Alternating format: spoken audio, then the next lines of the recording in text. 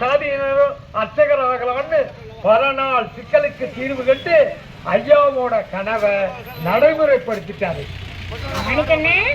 அருமையா சொன்னீங்க பாட்டி. உங்க காலத்துக்கு முன்ன சின்ன குழந்தையிலே திருமணம் செஞ்சு வச்சு பிள்ளை பெற இயந்திரமா இருந்தாங்க பெண்கள். அடுப்படி சிறையில அடைஞ்சு கிடந்த பெண்களோட விடுதலைக்கு குரல் கொடுத்தவர் தான் பகுத்தறிவு பகலவன் தந்தை பெரியார். அவர் சொன்ன மாதிரியே ஊராட்சி, பேரூராட்சி, நகராட்சி, மாநகராட்சி தேர்தல்ல 33 விழுக்காடு இடம் கொடுத்து அது இன்னைக்கு 50 விழுக்காடா மாத்தி பெண்களை ஆளுமை திறன் உள்ளவங்களா ஆக்கி காட்டினவர் தான் இன்றைய முதல்வர்.